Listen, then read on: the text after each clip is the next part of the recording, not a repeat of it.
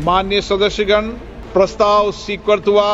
मैं गांधी की तरह इस कानून को फाड़ता हूं। ये अनकॉन्स्टिट्यूशनल है सर। इस देश में झगड़े पैदा करने का काम बीजेपी करना चाहती है मस्जिद और मंदिर के नाम पर। विरोध करना इन लोगों का लाजमी काम है, इसलिए कि ये लोग अपने वोट बैंक की सियासत करते हैं।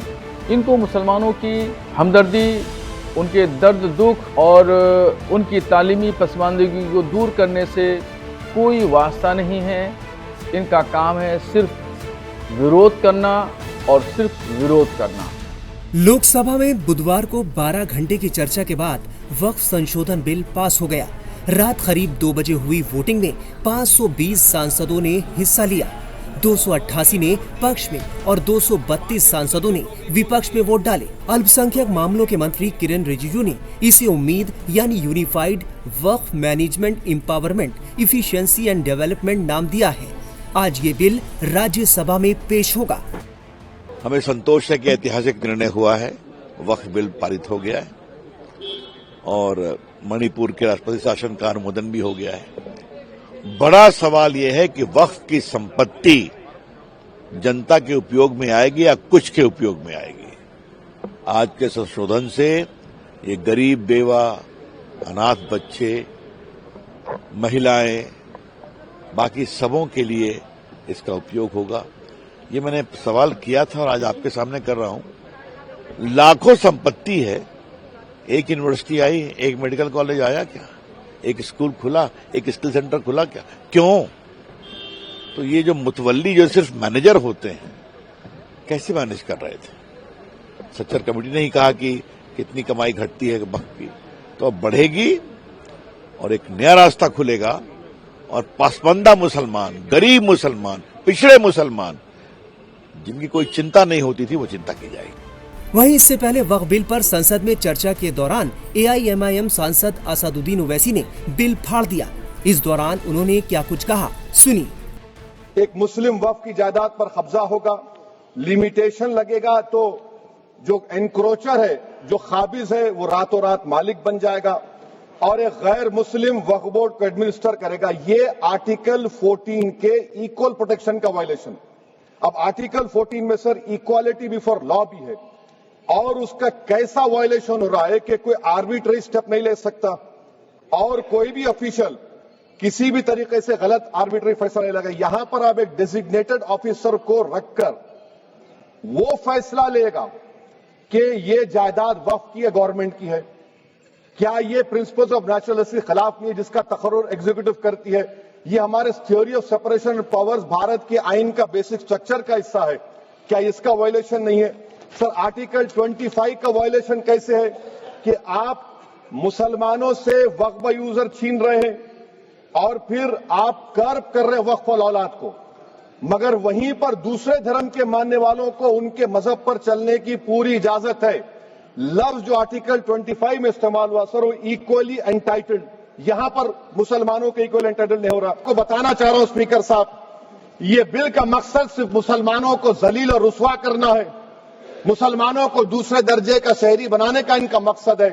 सर अगर आप हिस्ट्री को पढ़ेंगे तो महात्मा गांधी उस वक्त के व्हाइट अफ्रीका में सफेद फार्म अफ्रीका के कानून को महात्मा गांधी ने कहा था कि ये मेरा कॉन्शियंस उसको मानता नहीं है, मैं इस कानून को कबूल नहीं करता हूं। तो महात्मा गांधी ने क्या किया? उन्होंने उस कानून को फाड़ दिया। तो मैं गांधी की तरह इस कानून को फाड़ता हूं। ये अनकॉन्स्टिट्यूशनल है सर। इस देश में झगड़े पैदा करने का काम बीजेपी करना चाहती है मस्जिद और मंदिर के नाम पर, इसीलिए मैं इसका कंडेम करता हूं। वहीं अजमेर दरगाह से जुड़े और ऑल इंडिया सूफी सज्जादा नशीन काउंसिल के अध्यक्ष सैयद नसीरुद्दीन चिश्ती ने वक्फ बिल के लोकसभा में पास होने पर प्रधानमंत्री मोदी की तारीफ की है। मैं तो कहूँगा ये भारत की डेमोक्रेसी की जीत है और क्योंकि पूरे डेमोक्रेटिक तरीके से ये बिल लाया गया और पूरी चर्चा होने के बाद, सबको सुनने के बाद, बहुत मेहनत के बाद में ये बिल पास हुआ है। मैं इसके लिए भारत सरकार को, मोदी जी को, अमित शाह साहब को और हमारे माइनॉरिटी मिनिस्टर जनाब किरेन रिजिजू साहब को बहुत बहुत मुबारकबाद देता हूं। मोदी जी का शुरू से 2014 से जब से आप प्रधानमंत्री बने तो उन्होंने एक ही बात कही है, सबका साथ, सबका विकास और सबका विश्वास।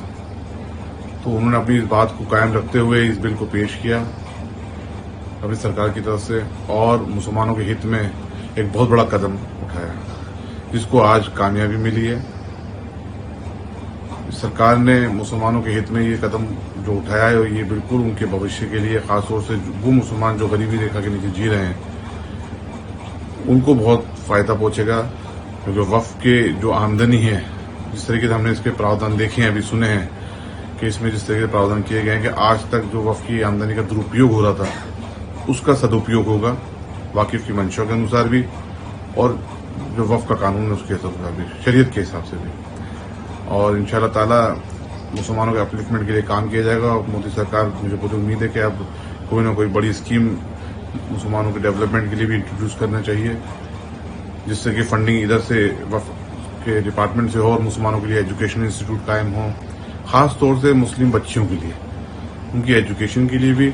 और वो आगे बढ़ना चाहते हैं मुस्लिम बच्चे, तो उनको एजुकेशन के तौर पे आगे बढ़ाया जाए। क्योंकि जब तालीम होगी तो इंशाअल्लाह ताला वो आदमी अपने पैरों पे खड़े हो सकेगा और अपने जीवन को एक उच्च स्तर का बना सकेगा और ये देश की तरक्की में भी अपना योगदान दे सकेगा। तो मैं तो भारत सरकार से अब यही अपेक्षा करूंगा भविष्य में कि ये बिल कल राज्यसभा में पेश किया जाएगा और पूरी उम्मीद है कि वहां से भी पास होगा। उसके बाद में ये कानून का रूप ले लेगा। उसके बाद में मुसलमानों के अपलिफ्टमेंट के लिए बड़ी योजनाएं लाई जाएं और खासतौर से यतीम बच्चों के लिए, विधवाओं के लिए उनके घर बना के देने का भी प्लानिंग की जाए। गरीबों के जिनके पास घर नहीं, जो बेरोजगार, उनको रोजगार देने की कोशिश की जाए। मोदी जी ने जो कमिटमेंट किए हैं आज तक वो पूरे किए हैं और मुझे उम्मीद है आगे भी पूरे करते रहेंगे कि सबका साथ, सबका विश्वास और सबका विकास। मौलाना शहाबुद्दीन रजवी ने भी वक्फ बिल के पास होने पर मोदी सरकार का शुक्रिया अदा किया और इस बिल का विरोध करने वालों से क्या कहा, सुनिए। मैं तमाम मेंबरान पार्लियामेंट का शुक्रिया अदा करता हूं कि जिन जिन लोगों ने वक्फ संशोधन बिल के समर्थन में वोटिंग की, और भारत सरकार को भी मुबारकबाद कि वो वक्फ को रख रखाव सही तरीके से, जायज़ तरीके से और उसकी आमदनी को गरीबों तक पहुंचाने के लिए एक बड़ा कदम उठाया। अब वक्फ संशोधन बिल के पास हो जाने से हमें ये उम्मीद जगी है कि इसमें करप्शन का खात्मा होगा और हमारे बुजुर्गों ने जिस मकसद के लिए ज़मीनों का वक्फ किया था, उससे होने वाली आमदनी गरीब, कमज़ोर, लाचार, बेवा, यतीम मुसलमानों पर खर्चा होगी और होने वाली इस आमदनी से स्कूल, कॉलेजेस, मदरसे और मस्जिदें बनेगी और इनका रख रखाव होगा। मुझे तो वक्फ संशोधन बिल पार्लियामेंट में पास होने से बेहद खुशी हुई है।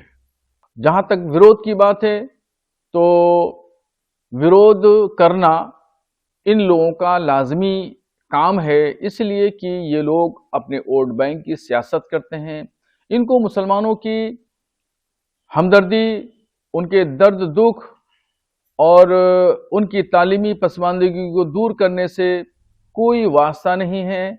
इनका काम है सिर्फ विरोध करना और सिर्फ विरोध करना।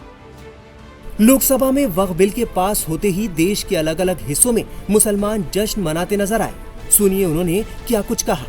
आज गरीब और जरूरतमंद मुसलमानों के लिए ऐतिहासिक दिन है।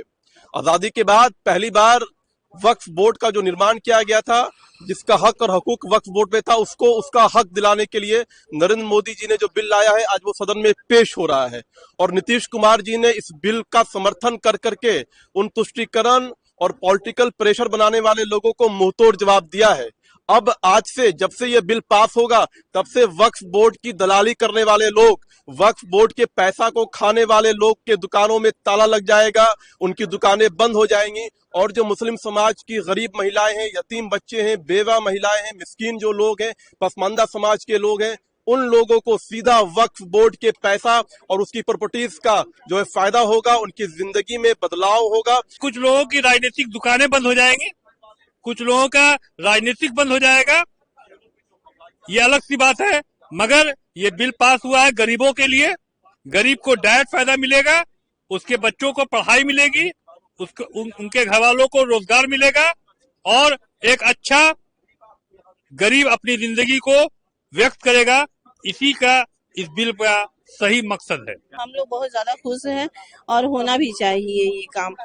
जो गरीब महिलाएं हैं, यतीम बच्चे हैं, यतीम लड़कियां हैं, उनकी शादी विवाह होने में, पढ़ाई लिखाई में ये सारी चीजें आ रही थी, अब तो नहीं है ऐसा। उन तक ये सारी चीजें पहुंचेंगी, इससे हम लोग बहुत खुश हैं। हमारे नरेंद्र मोदी जी के प्रयास से ये सारा काम हो रहा है, हम उनको दिल से बधाई देते हैं। जो सरकार बिल पास कर रही है वो बिल बहुत सुनिश्चित है, मुसलमानों के हित में है।